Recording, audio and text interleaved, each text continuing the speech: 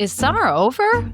No, but sort of yes. Though you might not want to let go, we are right around the corner from some cold weather, and it's time to start thinking about what's coming in, what's not, and how you can make the process as easy as possible for you and your plants.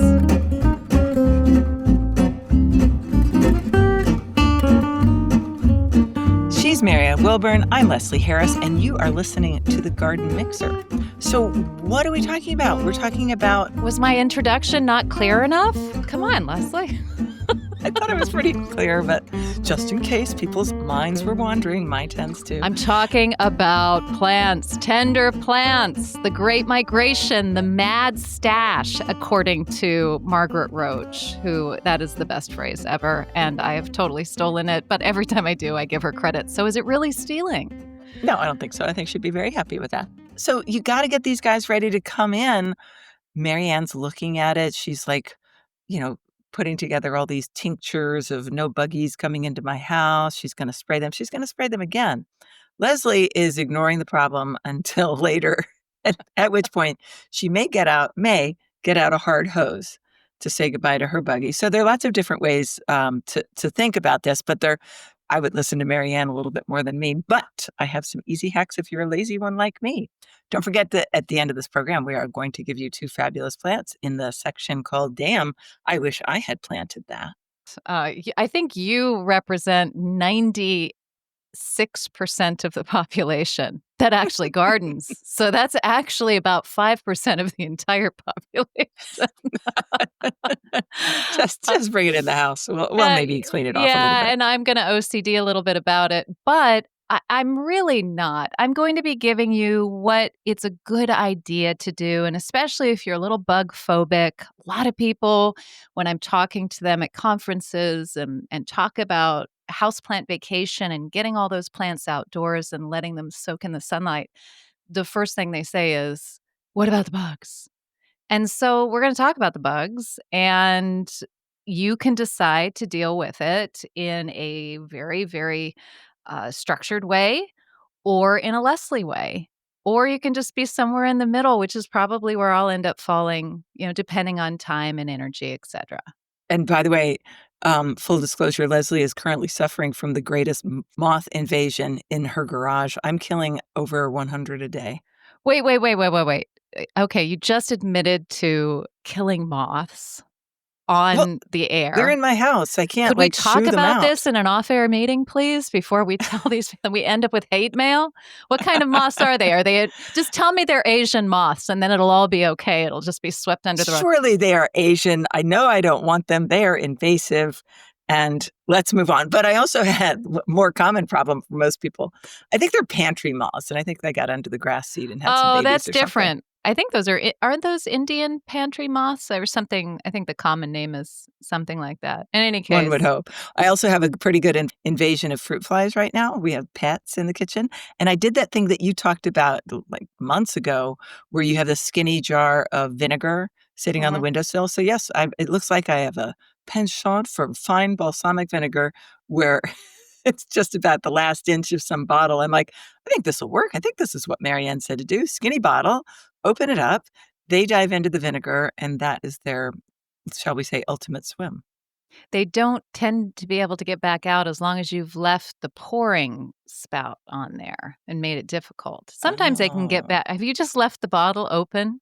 Yeah. Yeah. They're only going to get into that liquid if they're really stupid, which could happen.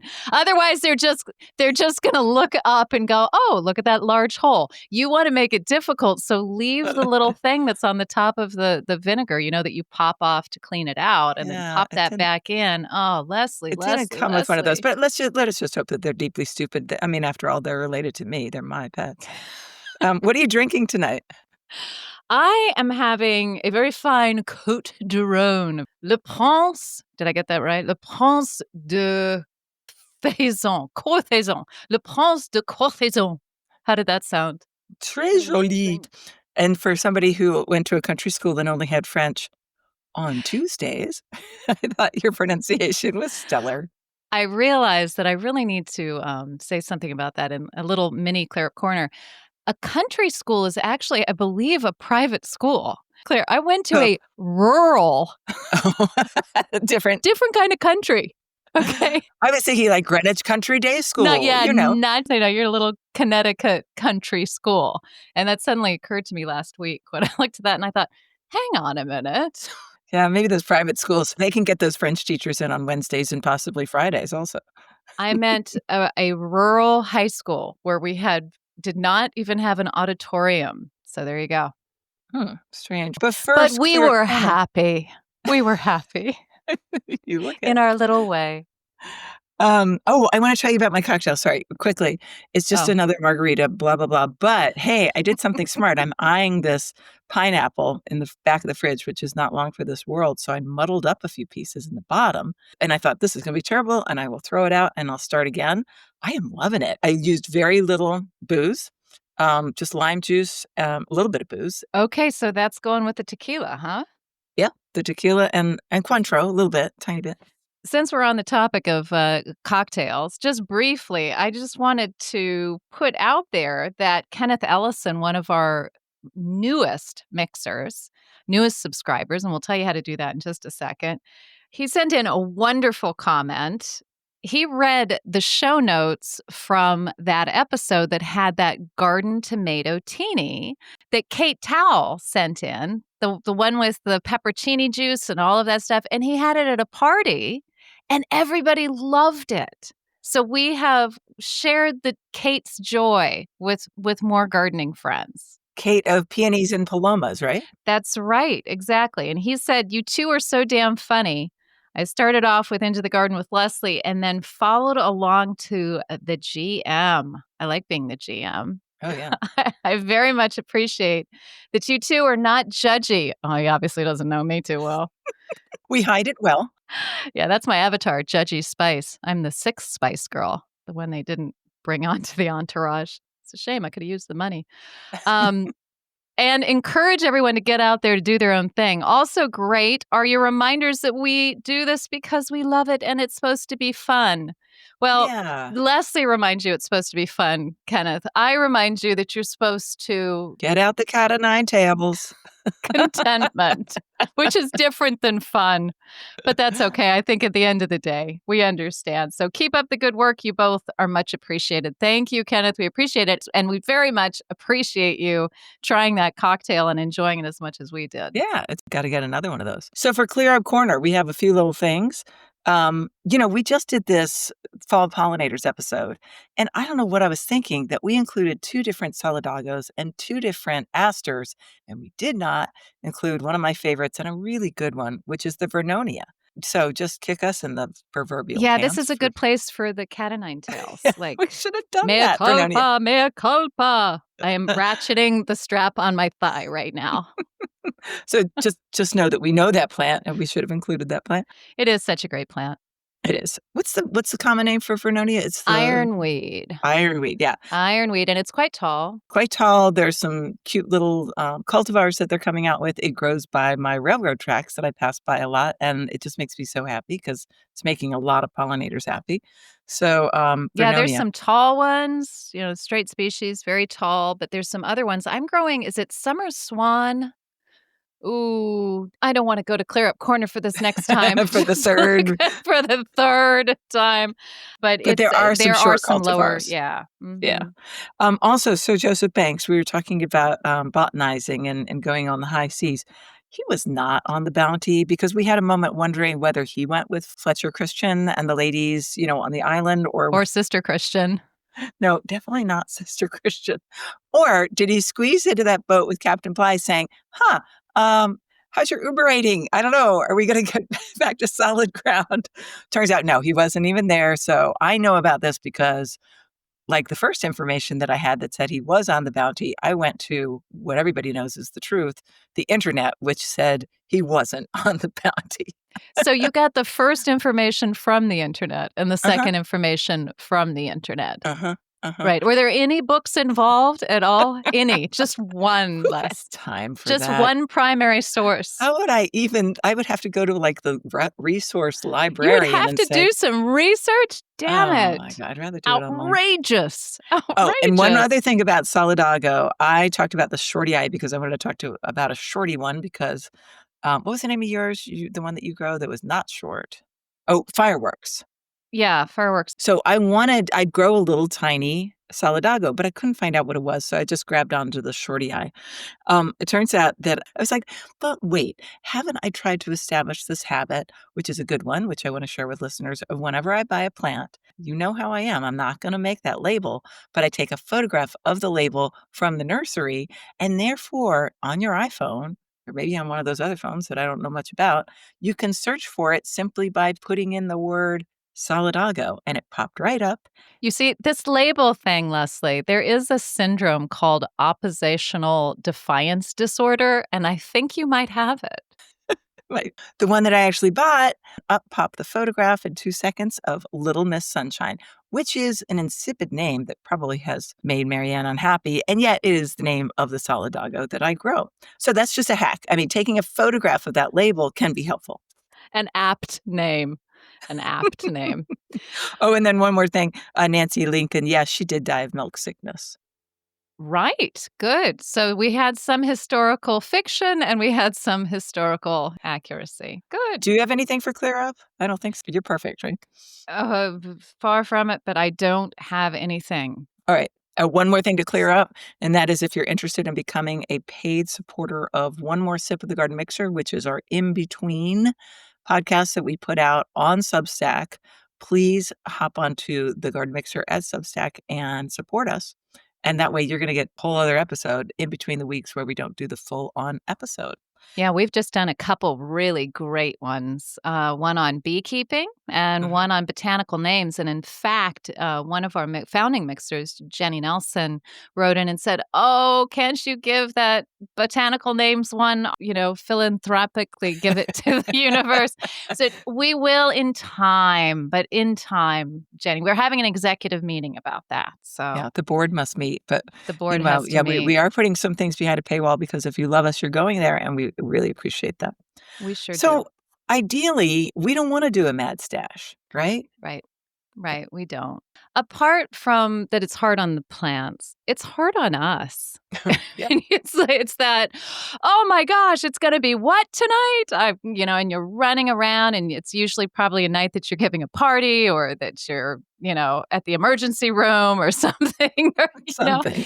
and it's just so much better if you have a little bit of an idea and a plan of what needs to come in. And you don't have to get obsessive about it, just having an idea of what comes in. So you don't have the mad stash and it becomes more of just a gentle stewardship of the plants that you adore. Sounds like you should be wearing a halo. No, it does make sense because it's better for the plants. It is better for you. You could just make it part of your gardening routine as we go toward cooler temperatures. If you get caught out, if a sudden, strangely cool night comes upon you and you are worried about some plants, get out the beach blankets. You can throw something over them to protect them for that night and then kind of get on it the next day, hopefully when the sun warms you up a little bit. Ideally, for me, I'm trying to get plants completely treated for bugs that I feel comfortable bringing them in a couple weeks, if I can, to at least a week before our first frost. And I know there are other people who do it differently, but the reason for that is because as the night temperatures are getting cooler and cooler, the plant is changing inside a little bit to be able to store sugars and just slow down. I don't know all the science behind it. I don't know the science behind it. I just know what it's doing, Yeah. okay?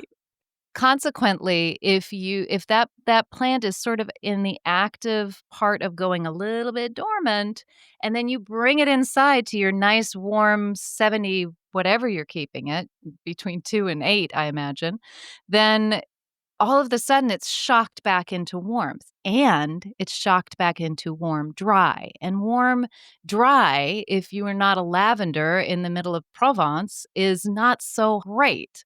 So we want to try and make it as easy to get these things from one environment to another so they don't freak out and drop all of their leaves and then look horrible and ugly. To be clear, the plant will probably live through that, but if you want it to be an attractive indoor plant, then it won't be that attractive indoor plant that you're looking at outside. So that's actually a way to help you get organized in terms of scheduling. If you're like, "No, that's the begonia that goes by the front door," bring that in nice and early so it'll adjust very well. If it goes from it can be in 45 degrees, but if it's in 45 degrees night after night and you bring it into 65 or 70, it will be sad. Now, I had somebody at a conference once say that he waited until the very, very last minute because then he was sure that all the bugs were gone. What am I going to do? Argue with him right up there on stage? Like, that's not the way that I do it, and I don't think that the bugs are all gone just because it's gotten cold. Otherwise, they wouldn't be back in the spring. I ain't no entomologist, but I'm pretty sure those guys are able to hunker down and come out and see you when you bring it Ooh, in. it's a little chilly for a couple nights. And we're good. Yeah, Wow, that comforter looks good on that bed over there. Maybe I'll go infest that. right. So everybody does it differently. You just have to figure out what works for you. And if you have been bringing your plants in and not treating them for bugs and you're getting bugs in your house, that's probably why. And maybe just try something a little different so that it works for you. If you've been doing it all this time that you're bringing them in late and you've got the plants that are good with that, then more power to you. I absolve you from having to do anything any worse than that. But first things first, scan your garden, walk around your garden, glass of wine in your hand, cup of tea in your hand, and look. What is it going to be? Don't just look at the house plants that are coming into your house, but look at all of your subtropicals and your tropicals and your tenders, depending on your zone, and think about what it's going to mean, how much time you're going to have to take, and then go look at the inside of your house and figure out where some of those are going to go. Because if you have a plan for it, it's no big deal at all. Like Leslie said, you've got that big begonia. You know that big begonia goes over there in the corner. Or maybe this year you want to put it somewhere different, but you know where that different space is. It was really jarring moving from such a big garden to a tiny one and also a big, not a big house, but I had this fabulous glass porch that we heated in winter so I could bring anything in. And I really didn't need to think about bugs very much because they weren't really in my house. They were just a little bit in my house. So coming here to this small house, the first winter, I was just all of like, I got to do this and I got to do this. And I set up the 2 guest rooms to be sort of looking very planty. But it didn't look good. They were just plants hanging out in front of windows. And I tried to make them look good, but yeah, it didn't look good. So the next winter, because it's only been 2 so far, I was a little bit more harsh and I put a lot of things in the garage, which has those funny little windows at the top of a garage door. In other words, very little light. And I was very pleased with the amount of plants that survived that situation. That is a room that would get down to, well, we had 9 degrees a couple of times, so it probably got down to 30, but not for extended times in freezing weather, usually in the 40s or 50s, I think, worked pretty well. So you can experiment with some things, and that's another great way to prioritize besides prioritizing the ones that are really beautiful that you want to look at all winter, is to prioritize, well, how sad would I be if this one died? And how sad would I be if that one died? And have different levels of care possibly, right? Yeah, which ones were you putting in that garage? Let's have some names. Come on, bring them out. Oh, yeah, yeah, so the Clivias, I thought that they would Aha. need, yeah, Yeah. and they went into stasis, so the leaves stayed, they didn't look great, but they made it through. I took little cuttings of that Tradescantia that, well, I guess is sort of related to what they call the wandering Jew, but it's white and green variegated. Pistachio, Yeah, that probably, and one. I that Yeah. came through beautifully. I had probably 12 little pieces of that, and right now I'm overflowing with it because I stuck it into whatever little container planting I Did was putting together. did you do that in the garage or did you do Yeah, that in Okay, so I might try that next year in the garage or this year, I guess, in the garage. I will take little pieces of that and cheat just like you did by popping them into the back of houseplants where I can't really see them and they're yeah, not, but they're getting bigger. They like the moisture, they like shade, they're good, and the houseplants are getting watered and they're also pretty tenacious. And yeah. that's a great way of just getting all you got to do, folks, is get like I don't know, a foot's worth of plant that you can make into several plants in the spring. That's all you Right. gotta do is just get it to that point, so it doesn't really matter how it looks. Yeah, no, that's a brilliant idea to actually keep it inside if you have a cold garage or don't have a garage. Mhm. Another one that I did put in the garage with success with a was a plectranthus. I can't remember the name of it, but that's a sun-loving plant, and that just is sort of like, "Oh gosh, really what you've done to me this winter, I'm not loving it." And as soon as, as soon as spring came, I put it outside and it was all good. Is that the Keeping Argentatus? That one That's that it, not Australis, Oh, Argentatus, yeah. okay, alright. So that did okay in your garage, huh? Okay, Like, it got through so you could take tip yes. cuttings and then yeah, so if you can remember, if you are not, in production and having to stock a nursery, you're just trying to get this mother plant through. That's all you need to do. All right, well, let's go through what you do, Mhm. in your most OCD, strategies of bringing something in. What do you use? When do you do it? How I know you do it twice sometimes. Tell us the stuff. Well, a couple weeks before I'm going to bring them in, I scan them. I look and see that this just for the house plants really that are going into the main part of the house. And these are really strong house plants. I call them long-term commitments in my book, Tropical Plants and How to Love Them. Blatant plug. Oh, and by the way, if you wanna know more about this subject, go and buy that book because it has it all. Go ahead, go ahead. Yeah, obviously I've got to plug it myself because Leslie's not going to do it. I was going to, I forgot. That's right. So, what I will do is I'll look at the plants and judge if they've got a bug problem. Most of the time they don't. They've been outside and it's fine. The times that I see a bug problem, it's always mealybug. That's the one that I go, ooh, I don't want to see any sign of that. And it'll be on the pot or it'll be on like a finial that's in the pot or under the side of the pot. So once I've decided what's gonna need some treatment and like, treatment and what's gonna not, just need a little wash, then I will use Hort soap, and I will spray the plant down outside with a hose, and I will take my fingers and, just take the Hort soap and give it a little dusting of Hort soap, and then just sit there and play with the leaves, and especially in the places that I see a problem. If it's scale, you do not want scale coming inside. Chances are in February, March, you're gonna see some scale, by that point in the season because some of it will have somehow come up through your soil or what have you. But if that's what scale does, it is in the soil, actually. It can Disclaimer, we're not entomologists. We don't want the bugs, but we don't know much about the bugs, so big disclaimer. I know what they look like. I know how much I hate them, okay? That should be enough, right? And so then I will go through and with the soap and get those off, and it's very satisfying with the scale, especially if that's the problem. And then I'll go through and spray it down with a hose again, and then spray it with horticultural oil. And I do this in the shade usually. I'm not doing this like at the beginning of the day when the plant's just about to get fried from the sun, and I spray it all over with oil and go, hey, enjoy yourself.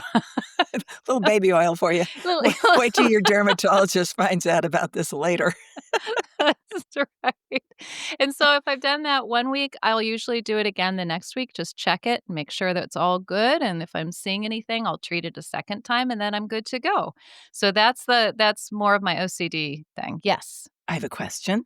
Um, Miss so we're Harris. talking foliage and pots because, pots can have nooks and crannies too, right? Yes. Are we talking about pulling out the plant and looking at roots? Do you go that far? I never do go that far when it comes to potted houseplants. But if I was to see a lot of mealybug on the top of the plant, I would be assuming the soil was suspect, the pot was suspect, everything was suspect. If it was infested. If it's Yeah. not infested, I don't think I would. I've had scale, like crazy scale on a plant that was given to me from somebody who should know better. Names will not be disclosed. Was it me? Oh It god. wasn't you, no. Okay. It wasn't you. And this scale just stayed with me. I could not get rid of this thing, and it was a small plant, and I So did you really just couldn't in get rid my of it. mind, that's, like, pretty easy. I'm like, I get rid of the plant, yeah? I did in the end because I went through it twice and I could not get rid of it, and I took all the soil off of it, and somehow there's just some little tiny. Again, we're not entomologists. I don't know, if this is technically an egg or what, but you know how scales when you see the sort of white spray of it's not spray, it's almost like a fern throws its spores. The scale sort of Oh, throws its stuff. I don't know how it does it. It's completely still and static, and then all of a sudden, boo! I don't know, but that's what's there, those little white bits, and yeah, so the plant had to go, and it was a really nice ficus. oh. Okay, so I think it's really wise to start the process early because, your plants are gonna be happier. I also I also just picture myself, it's like, usually I feel like it's around Halloween, and if that frost is coming on, and then I do get out the hose, and I'm always so sad because, you get wet and your hands are cold and wet. So another vote for being a little bit more organized, and my method is with a hard hose, and so I'm not buying any products. I'm taking each pot, having a good look, and really attacking the plant. If it's a something with tender foliage that hard hose might make very sad, then you and it's small, you can think about swishing it in a Begonia. bucket of water. Yeah. What do you do with your Um, begonias? You just blast the I crap out of them. No, no, what do I do? I think I just look and I pinch something away if it doesn't look good. I do take my chances. This'll be your 2nd year winter in your new place, right? It's coming up on my 3rd. So this isn't your first rodeo. Okay. No. But, this is what I've done since, I've always known since I was a fairly new gardener that indoor plants should get away from me as early and for as long as possible. I'm just not very good with them, and so, even back when I knew nothing, I knew that these plants should go on the terrace. So picture them on the terrace in my house in Connecticut, and so out of my care into Mother Nature, "How we doing?" In the shade usually, blah, blah, blah. And then now, "Okay, sorry guys, you're coming back home to roost with a woman who doesn't know what to do except let's blast it with a hard hose." But I have had very little bad luck with bugs, I must say. Yeah, I think again, do what works for you. If it's working for you, you don't need to change it up. If you're having a problem, you're going to need to change it up or stop growing the plants. I don't adore houseplants. I've got a few that I'd feel really sad if I didn't have because I've had them for a long time, but I'm not one of those people who needs to have the garden around me all winter long. I look forward to having the garden outside. I get claustrophobic here in my office. I have my bromeliads come in here because it's a nice sunny room and I'm constantly looking at them so I can get on top of the fact if they're drying out or what have you, and I can keep the humidity higher. They sit in stone or pebble. Actually, they're old punch bowls. I have Oh, punch bowls filled with stone and water, and that just continues to bring humidity up to them. Or papyrus, which sits up here too. And I admit, I'm a very happy girl in the spring when those are all going back outside and looking good outside. But that goes back to my point of going through your house. You've had a lot of time without them in the house, and you've had chance to clean those corners and get all of your saucers ready again, and maybe you don't have to bring everything in. Maybe you don't have to save that plant that your Aunt Mildred gave you on her deathbed and that you never really liked. Maybe this is the year where you just say, you know what, I want to keep it nice and clean and Marie Kondo. yeah. It is fun, especially if you wanna save some money in spring. It is fun to keep the little bits that, don't have to look good over winter, keep them alive. I fell in love with the coleus that I just bought the other day. It was on a end of summer sale, and it's got a kind of a pinky orange leaf, and I'm like, "Ooh, that's good." And a coleus can be an indoor plant. Probably not for me because I'm not very good at them, but I'm gonna keep it under grow lights and probably propagate it in late winter, take tip cuttings and get it going again. There are houseplants and there are plants we're just trying to keep alive. If you are not lucky enough to have that space, like a garage or something, or I don't know, a sunroom of something of some kind that you don't need to look beautiful over the winter, then yeah, I wouldn't put up with ugly plants in your house. I would just keep the ones that you really want to decorate your house. But sometimes it's not a choice, and sometimes it's not an economic choice that you want. You're like, "No, I paid a lot of money for this. I'm gonna try to keep it alive." And good, go for it as you can. Or something that you know you're not gonna be able to get a hold of next year, or you're Mhm. pretty sure you won't be able to get a hold of, next year, and to that end, certain coleus, a lot of times you just get down to the nursery, and even your favorite nursery just has the wizard mix, and it's "wah, wah, wah." I really wanted kiwi, or I really wanted, all those Main Street ones, so great from Ball. Do you Oh, know no. any of those? Oh, No. man, some of them are so good.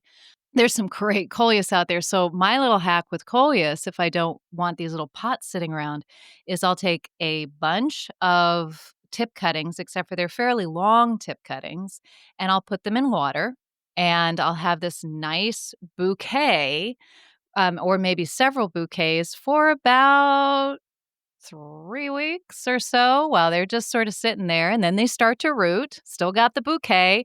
I'm cutting off any flowers because sometimes they'll start to flower. And now I'm just trying to push my luck as far as I can before I have to put those in soil.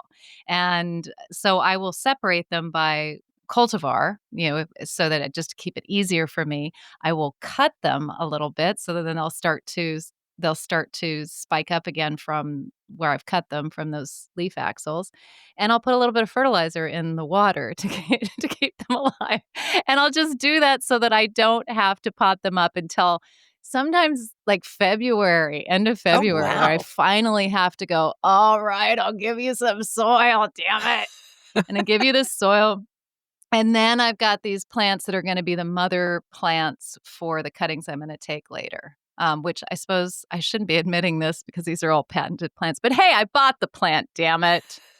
They're gonna take us to So jail. but you never know if you're gonna be able to get hold of that one next year. So I have right? a question for you. Yes, Miss Harris. So with my new plant that I bought on sale at the most expensive nursery in town, it was almost like one of those things.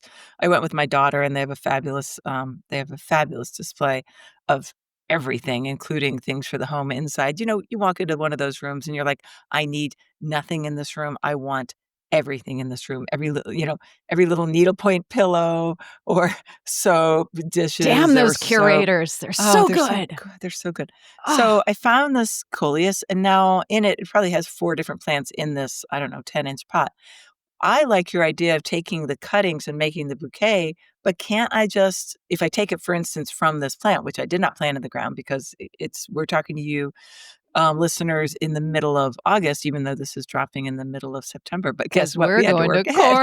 'Cause we're Cornwall. going to Cornwall, That's so we had to work right. ahead.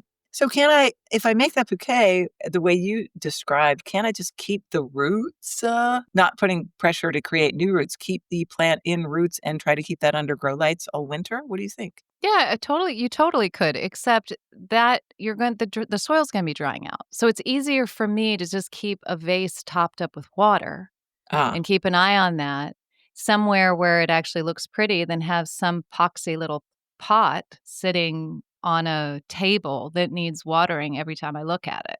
gotcha. So that's the reason I do that. I mean, it's You must have to completely. change out the water, though, right? You'd have a science experiment.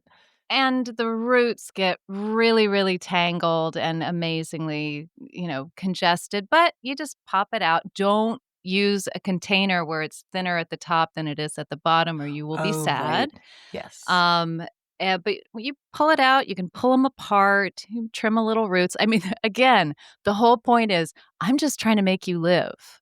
Yeah. I'm just trying to get you to live, and then in sort of March, I'm gonna start paying attention to you like a really bad boyfriend. Oh, you're looking good there, "Hey, baby. Hey, what hey, you doing? what you been Hey." doing lately? So tell us about because you're the expert who wrote the book, Tropical Stop Plants and it. How to Love Them, which is actually a fabulous book. She arranges It's it. not as gimmicky as it sounds, believe It's me. kinda gimmicky, I gotta admit, but she arranges it like a dating guide so that, these are best friends with benefits, these are summer romances. There are some plants that are just not worth it, even for somebody who's gonna work as hard at it as Marianne will. And can you name a couple of those ferns are terrible, like, the Kimberly Oh, fern or ferns are terrible. Yeah, I mean, there are some ferns that will do fine in that situation that you were just talking about, sticking it into your garage. Creche brake oh, fern rabbit's will do foot well. fern, so Rabbit's foot, easy. which a kangaroo fern, those guys will if you keep them now you're gonna have to check on them a little bit more than you would on your dormant, dark storage plants, but, eh, they will get through, Mhm.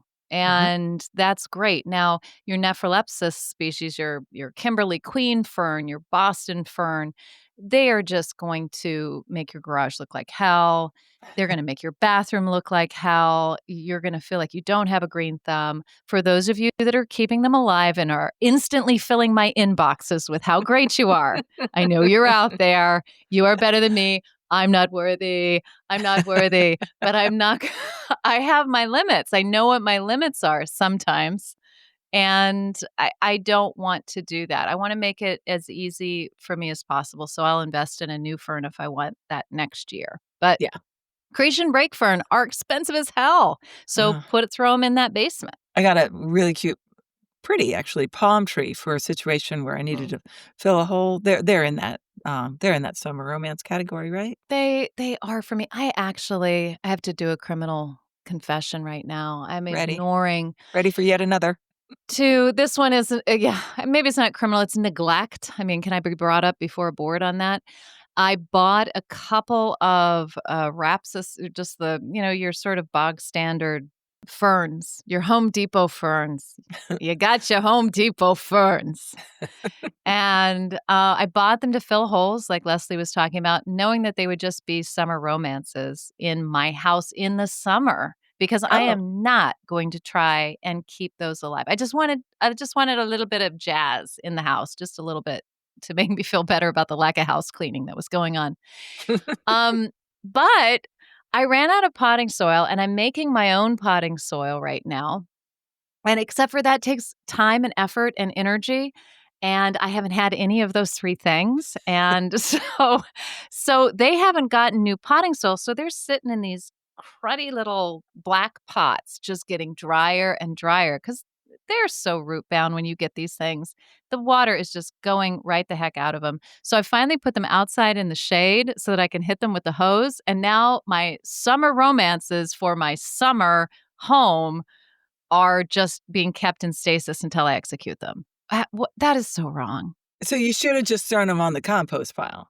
I guess, but they would have been totally healthy. You know what I should have done? I should have put them in the house when I had to go away for a conference when my husband was here and then blamed him when they were Oh, dead yeah. when I came Good back. plan. That would have been great. Yeah, that would have been a great Michael plan. would never see He through never would that. have seen through that. He would have known. He was like, "Oh, I killed the palms. I'm so sorry." I'm like, "It's okay. Take me out to dinner." So that is usually why I shy away from buying those plants because it is I got them on sale, but it's still a fair investment. And Another category of the book is called Best Friends, and we're actually gonna talk about that on the One More Sip that we're recording just after this that'll drop. Oh, I don't have my calendar, but sometime in September. And best friend dormant plants, and Marianne will go into detail about that. that's sort of the gateway category when you start to move from your summer romance that you bought that you enjoy.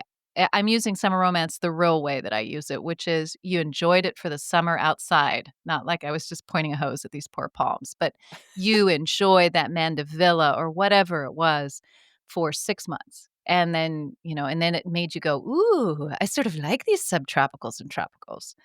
Uh, Now we move into could I actually store them? And the answer is yes. But which ones you use can determine the future of your tropical adventure, how much work it takes, and how lazy you are. No, that's the wrong word. How busy your life is. That's a better word. You see, I'm trying to get over that judgy spice thing. Um, these best friend plants, as I term them, because they are just so solid and you don't have to put them under lights.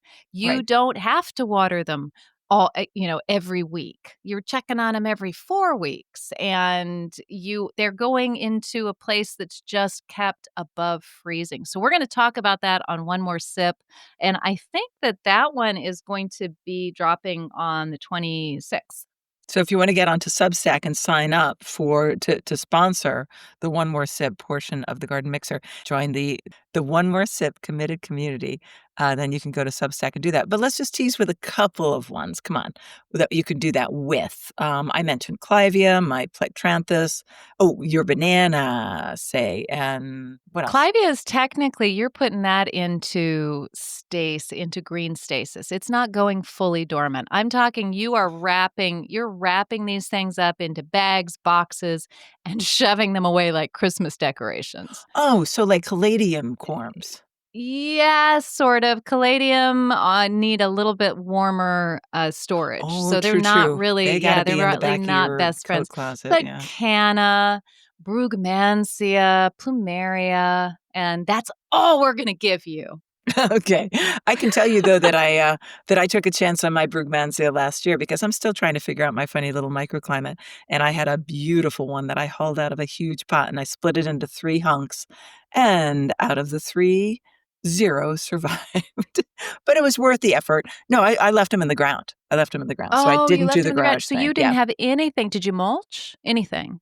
Yeah, I did mulch, and I just And assumed that it was gonna be another Charlottesville, "Oh, hey, we got down to 22 a couple nights," but we had a real polar vortex at one stage, so I'm okay with that. It was a calculated risk. I'm gonna do Brugmansia again. It's a lovely plant, and I will one more keep it. question. Yes? Did you do all this root cruelty in the fall, or did you do it in the spring? In the fall, which you specifically told me not to do. I remember Okay. this, teacher. Okay. No, And stop it. and Grasshopper said, "I'm doing Do it anyway." not. Do not do this. Okay, meaning try it again, Les. Try it Yeah. again because you were messing with those roots, FFS, and then you told it to, okay, I'm going to completely take away all of all of the wonderful places that you put those roots and you got your home, and I'm going to shake you up, and then I'm going Yeah, to make you go through this winter. So try and let's again. put it in. I think it was basically fairly cold soil when I actually executed this. These guys had very little hope, but I will try it again, and I will do it the Will right you way. though? Will you really? Uh, we'll see. Probably not. All right. Okay. So after we've gotten through all of that, all of the walking through, scanning, then you decide where they're going to go in your house and you decide you don't want them or you do want them and then you wash them and all of that. Then the big deal is you got to keep an eye on the temperatures. You've got from this point onwards, you've got to be watching the weather. And I admit that after our sort of really definite last frost in spring, I stopped watching the weather. I look for rain when it's a drought. I just assume it's going to be hot, humid, pretty unreasonable out there. I'm going to hope for some rain. But I'm not watching the weather with a strong eye. That's for the spring and that's for the fall and that starts now. Yeah, that starts now, but do keep in mind what I just mentioned at the beginning of the show. If you have that one dip, look at the extended weather because you might have more time than you think you do. Still, these plants are going to thank you cellularly and aesthetically On a if you cellular level. on a All of cellular my level. cells, thank you. Thank Every you for not cell for in my not body. saying, "Oh, 45 is normal," and then, "Oh, no, wait, we're back up to 70." All right, so oh, Enjoy your go ahead. plants and bring in, start the process so it's not the mad stash, right? Right. So what are our listeners saving? We actually asked this question on our One More Sip committed community and our garden chat on Substack. And we had a couple answers. Melissa Scott, who is gardening in southern Oklahoma, she's newly 8A, but she's probably more like 7B. Completely sympathize, Melissa, because that's totally my situation, except for one zone removed. She loves her colocasia black coral, and it has a beautiful dark, dark, dark petiole or stem. You might as well just say stem. And she, am I really doing this on air? Okay, you All if you're right, moving listening on. if you're listening to the audio version of this, you might wanna hop right over to YouTube and see Yeah, what was going on move there. on over. She'd successfully overwintered hers over the last year with mulch, but this winter it succumbed, and so she's gonna be obtaining more and digging them up each fall, and what she's alluding to is that thing that we really should do, which is experiment, like Leslie was talking about, and isn't it great if you can manage to get these through the winter, and how would you ever know if you don't try in your zone? So what I like to do is take a little bit of that colocasia, dig up a couple of those corms, and put those as insurance divisions into storage, and then mulch the heck out of the others and see if they live. Now, if they do come through, that's fabulous. And then you have to decide, oh, but I like them when I've got really nice big plants in May because I've been starting them early from the ones that were in the garage. So that's a whole nother thing if you manage to get them through, but you've saved yourself a lot of work. So I agree, black coral is gorgeous. Yeah. Uh, Colocasia fontanesii is a fabulous black, and it runs. It just runs, but it's totally not hardy. So Did anybody else have anything to say about that? yeah, Kathy Purdy brought another a plant that I have never grown but keep meaning to grow, and that's a gloxinia. And hers that she loves, she got by accident, and she got it from the Pacific Bulb Society. So I have to say something about the Pacific Bulb Society. If you are looking to start getting started with getting involved with societies so you can get your knowledge base up there, the Pacific Bulb Society is one to do it with because there's so many benefits to being a member. Not least of all are the exchanges that these members do with their bulbs. I get emails every week from people who are giving away with a very small donation to for shipping and all that sort of stuff to like bulbs you're never going to get your hands on.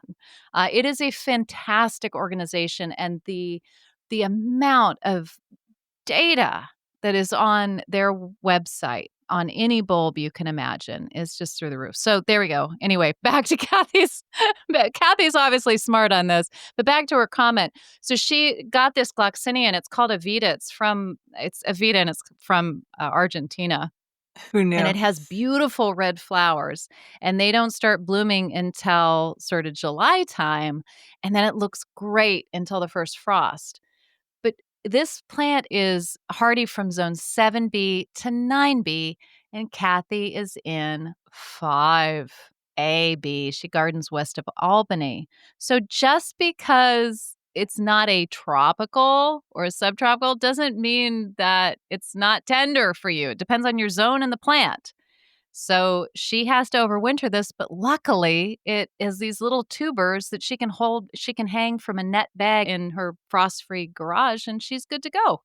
So, yeah, figure out what works for you for your zone, and something that I mean, I can't overwinter that either, Kathy. So there we go, and maybe I'll try it. I always want to try it. John Bogan had a little gloxinia called Little Red, and it's got bronze leaves. And you gotta try that one, Kathy, if you haven't. Kathy and I are just gonna have a conversation right now. Leslie, you're out of this, so I'm so out of it. so thank you for the comments, listeners. Please keep checking back on Garden Chat. If you are a One More Sip committed community and you're a paid subscriber, then you can ask and answer questions there. And from time to time, Leslie and I are putting things out there because we've got episodes coming up that we want to know what you guys are doing. And please, when you do that, let us know where you garden, and don't assume we remember because it got way too much going on in this crazy brain. It's a crazy brain. Hey, we've got some new paid mixers, do we not? We do. We have Renee Palmer, Heidi Reed, Sherry Toad, and Trish from the great folks at Manor View Farm in Maryland, which is a fabulous wholesale nursery. And of course, Kenneth Ellison, who shared with us, as we said earlier, that he was working on his castor beans, right? Yeah, and his Episode, photos yeah. made it onto, I know the YouTube version of that episode. Did you pay him for those photos? I did Kenneth, not. please don't sue us. Thought he gave permission. Well, his lawyer might not think so. Oh, God. Don't forget that we do have a video version of this podcast. If you ever want to check that out, it's on YouTube, and please subscribe. And it's basically the same thing, lightly edited, so you can see me rolling my eyes at Marianne. No, wait, she does that at me, and I will slide in photographs of almost all the plants that we are talking about. So that could be helpful if you're a newer gardener. But now it's time to move on to. We have to say our comment that we got on YouTube last week, Oh, right. I forgot about which that. is great. Which It was made hold on, me I got laugh I so hard. I'm reading it. I'm in the car with my husband on the Jersey Turnpike, and I just laugh out loud. He goes, "What is going on?" I said, "This is the nastiest little comment. I can't tell Marianne. She's sensitive, you know." Oh, no, no, no, you can tell me, girl. She said I don't even remember which episode it was, but there's just some random person says, "The lady in the glasses is straight up mean, especially to her co-host. Hard pass." Yes. But I think she starts out the comment by saying, "I'm new to the garden mixer." So I'm like, "Oh, goody, snagged a new We one. got That's great. one. We hooked one." We got one.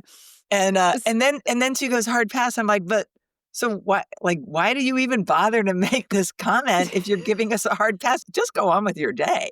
I mean, I know. really? The only thing that sort of, like, strung a little hard is like, "Oh, the lady in the glasses, that's who I am now." So, just for the record, listeners, Leslie's the lady in the contact lenses. Oh, yeah, I'm completely blind. After I lost mine, one of them in my eyeball for 11 days, I kid you not, I was like, "Yeah, I'll just do the glasses from this new indignity. Here I am without glasses. Here I am, without The glasses." lady without the glasses. I'm still just as mean, though. So, there we So mean, go. especially to me, especially to me. Especially to Leslie. So, you know what? We love the comments however they come, and if they're mean like that, I think we're gonna have to use them. Don't send mean comments just because I wanna laugh at them. All right, damn, I wish All I right. planted that. This is the section where we talk about plants that, you might be looking at your garden at this time of year. This is mid-September when this drops and you're like, "Oh, damn, I wish I planted something that was making me happy right now." We've got a couple. Shall I go first? Yeah, you go first. I Okay. you see, I'm not always mean. Come on. No, Leslie, go so first. I generous. can't Mine is actually we're gonna be moving into as we get into winter, there's not all that much growing. I'm sure we'll come up with living growing plants, but mine is more of an idea, and it has to do with hydrangeas. So, at this time of year, your little limes and limelights are taking on those rosy hues. Your Annabelles that started out white are, that fabulous chartreuse. So how to preserve these things? You might have seen these extravagant and very tall, very full, uh, arrangements of dried hydrangeas, and just to give you an idea, those are very simple to do. I'm not good at arranging, I'm not good at drying, but here's a little trick. If you just cut them, the good-looking ones, when they're starting to turn, so at about this time of year or even earlier, you could do it in August. If it's a good-looking one that somehow has remained kind of with a preserved look, I'm sure you could do it later. Cut them, put them in a little bit of water, just like an inch, maybe 2, so that the water eventually evaporates and they take on slowly this dry. persona. Yes, this dry persona. They become a dried arrangement plant instead of a living plant, and they look good. I mean, the ones that I cut quickly without thinking about much, just cut, cut, cut, cut, cut. I need something for my, condo up in Greenwich, and my daughter has a very good selection of limelights and little limes. Cut, cut, cut, cut, cut, and so they're still there. We're not living in that apartment because they had a little chimney fire, and they're living there. Yes, yes, Marianne, Yeah, Mrs. yes, Yes, what would I you like yes. in the back? So, there's a definite time to do this, right? But it's not a tiny time. Okay, because I cut mine often. I've never really clued into the exact time. Sometimes I hit it well, sometimes I don't. And I'm wondering if you've got some wisdom about what is that perfect time? Because if you don't, you're just going to end up with a plant that's wilting. And if you do, you end up with that beautiful dried specimen. But it's not dried when it goes in. You're asking me for wisdom, huh? I Okay. am. I'm not mean. I'm really not straight up. I am not mean. I do believe you're going to give me some too, because you do some beautiful dried arrangements in your house, whether you think you do or not. Well, I mean, those make it so easy. I would say that the only hint I can give you is that they are not currently fleshing out as blooming plants. So I They're not in think you their could first blush of youth, exactly. like They both are of us. like We're in their second blush of youth, they're like, more like us. We're starting to dry out.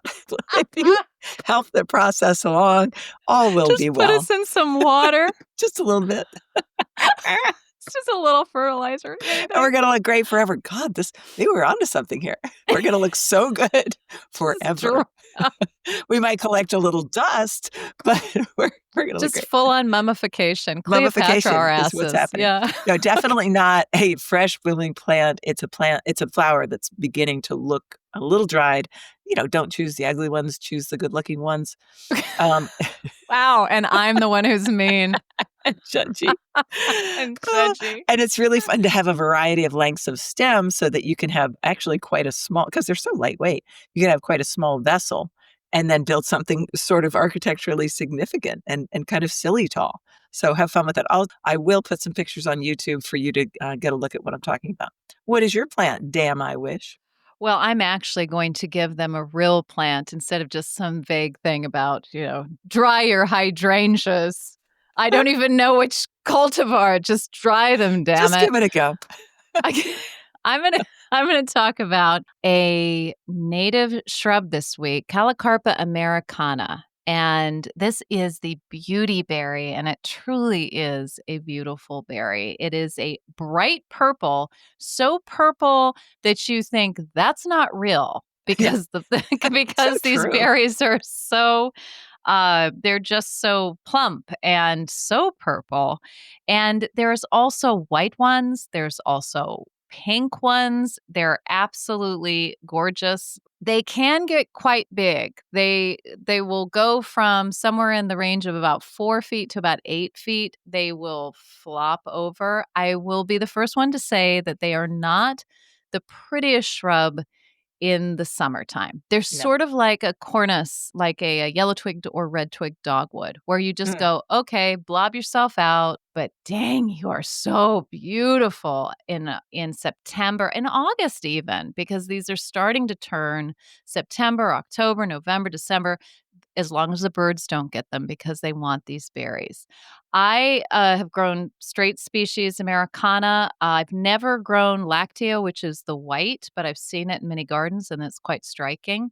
I have grown and still grow Dichotoma, which is a Korean species. And wow, I really tried to be virtuous by doing the native shrub first. I have to admit that the dichotoma, because it is a smaller shrub, it's about 3 feet, and it has a very graceful sort of spreading, that it is actually a very beautiful shrub. It is not invasive, as far as I know. We may be moving to clear up corner for that next time, but I'm pretty sure it's not invasive. Certainly isn't in my garden. But it's very beautiful. I also grow Pearl Glam, which is a proven winners cultivar, which has a dark bronze leaf coming out, and then these little pearly lavender berries that then turn a very deep purple. And I have paired those with a white snake root, dark purple pennisetum, and so gorgeous. So this is a really, really good shrub for sort of average to moist soils. Once it's established, it's pretty drought resistant. If it gets very, very hot, it'll lose its leaves in the late summer. But if it doesn't, if it's not a crazy hot, crazy dry summer, you're going to have yellow leaves in the fall. So it is a 3-season shrub. You grow this, right? You must grow this. Well, here's the sad story. I grow what must be, I don't think it's the Americana because it doesn't get as big, probably gets 3 to 4 feet, and it's covering a lot of territory up above that retaining wall in my back. And I'm pretty Oh, sure the gardener who lived here before wanted it, but it self-sows everywhere. is that So the for me, Americana? I don't think so because it doesn't get any more than 5 or 6 feet tall. I think it's an Okay. Asian, and I think it's invasive. So we'll come back to this on Clear Up Corner. I'm trying to kill it because, I have one up high that I'm appreciating, but of course, that means I'm gonna have others. But I'm trying to kill it off because there are just so many more interesting things that I wanna grow, and Right. I know you're a big fan of berries, but they're too far away for me to appreciate. I do wear contact lenses. My eyesight is poor, and I'm like, And "What?" screw the birds. What the hell? I know. No, there are some beautiful winter berries up there, and The thing with calicarpa is that it blooms on new wood, and it berries on new wood. So you can cut it down to, which is Leslie's obviously trying to do, to 6 to 12 inches uh-huh. every year. And it goes, "Thank you. May I have another?" And it just gets bigger and bigger. So I may have to eat my words about dichotoma. I have truly, I've never had little ones pop up that I've ever seen. I don't know if that's what you have. I I don't either, don't but know how much Americana self seeds. But you know what? oh. If you are one of our One More Sip people, please write in and tell us if you have any experience with calicarpa. And even if you're not, you could reach out on Instagram, you can reach out on Yeah. YouTube, and you can reach out on comments at thegardenmixer.com, which is our email. All right, so I think it's a fabulous plant. I just wish it were better behaved, and I wanna grow other things. So damn, I wish I planted that. Hydrangeas to cut and have to collect dust for years in your house, and then the calicarpa. That's the truth, isn't it? Once you have that arrangement, you're like, "Yeah, that's good. It can just sit in that bathroom." And don't do that. Don't I used to go into my mother-in-law's house, and there would just be all of this dust on that hydrangea, and I thought, "I am never gonna be that old woman," even though I loved her. And then I went into my bathroom the other day, and then I looked over at the hydrangeas, and I'll be damned, but there's like an inch of dust on them, and I thought, "You are that old woman, Marianne. Yeah. Nicely done." Yeah, Yeah, she well probably done. didn't have such good glasses like you have, and that's part of Probably it. was wearing contacts. You can't see Yes. anything. All right, I think we've done this, I don't think we you? have, yeah, and come Okay. back and listen to us next time, and thank you so much for listening. We do appreciate it. Yeah, we love you guys, and we'll see you next time.